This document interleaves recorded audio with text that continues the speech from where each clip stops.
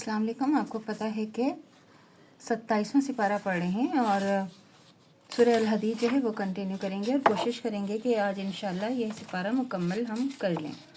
बिस्मिल्लाहिर्रहमानिर्रहीम।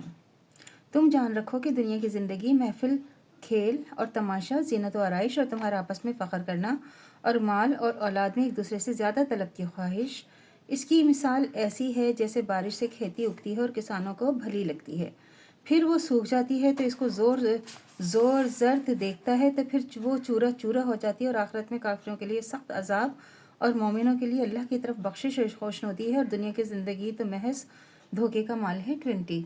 हाँ, तो जैसे आप देखें ना, जब पत्ते सूख जाते हैं, खेती का मतलब कि जब पत्ते आप देखें ना, जब पूरा सब डंडियाँ हर चीज़, अब डंडी को आप देखें कितनी सख्त हो जाती है, जलाने के काम आ जाती है, और जब उसमें नमी होगी तो वो कभी भी सही से जली नहीं गई, धुआं छोड़ती रहेगी। और वो आप देखें जो पत्ते होते हैं जो सूख जाते हैं, उसको जब आप हाथ में लेके यूँ मसलते हैं तो वो पूरे चूरा होकर बिखर जाते हैं। तो वो अल्लाह ताला जो है उस मिसाल से हमें बता रहे हैं कि ये जो है इस तरीक़े से है कि जब वो सूख जाएगी, सब बिखर जाएगा, तो बाद में कुछ बाकी नहीं रहेगा। ए बंदो, अपने रब की बख्शिश और जन्नत की तरफ लपको जिसका अर्ज़ आसमान और ज़मीन का अर्ज़ का सा है। वो उन लोगों के लिए तैयार की गई है जो अल्लाह पर, उसके रसूल पर ईमान लाए हैं। ये अल्लाह का फ़ज़ल है कि जिसे चाहे अता करे और अल्लाह बड़ा फ़ज़ल का मालिक है। 21। कोई मुसीबत मुल्क पर और ख़ुद तुम पर नहीं पड़ती मगर वो एक किताब में लिखी हुई है क़ब्ल इसके कि हम इसको पैदा करें। ये काम अल्लाह को आसान है, ताकि इसका अफसोस ना करो जो तुमसे फ़ौत हो गए, इस पर ना इतराया करो जो इसने तुमको दिया। अल्लाह किसी इतराने वाले शेखी खोरे को पसंद नहीं करता। 23। जो खुद भी कंजूसी करें, लोगों को भी कंजूसी सिखाएं, और जो अल्लाह के हुक्म से मुंह मोड़े तो अल्लाह बेनियाज और हम्दो सना का सज़ावार है। 24। हमने रसूलों को खुली निशानियां देकर भेजा और उनके साथ किताब नासिल की और तराजू, ताकि इंसाफ पर कायम रहें।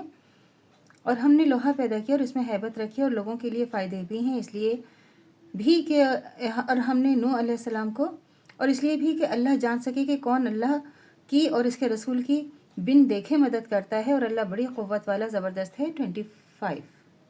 और हमने नूह अलैहिस्सलाम, इब्राहीम अलैहिस्सलाम को रसूल बनाकर भेजा और हमने उनकी औलाद में नबूवत और किताब का सिलसिला जारी रखा, तो बास तो उनमें से हिदायत पर आ गए और अक्सर उनमें से नाफरमान रहे। फिर उनके बाद रसूल को यके बाद दीगरे भेजते रहे और उनके पीछे मरियम के बेटे ईसा को और इनको इंजील अदा की। और जिन लोगों ने उनकी पैरवी की, उनके दिलों में हमने शफ़क़त और मेहरबानी डाल दी और उन्होंने एक नई राह निकाली, रहबानियत की। और हमने इसको हुक्म नहीं दिया था मगर उन्होंने इसको अपने ख्याल में अल्लाह की खुशी हासिल करने के लिए किया था, फिर वो इसको निभा ना सके जैसा कि निभाने का हक़ था। फिर इनमें से जो ईमान लाए हमने इनको अजर दिया, बहुत से उनमें नाफरमान ही थे। 27।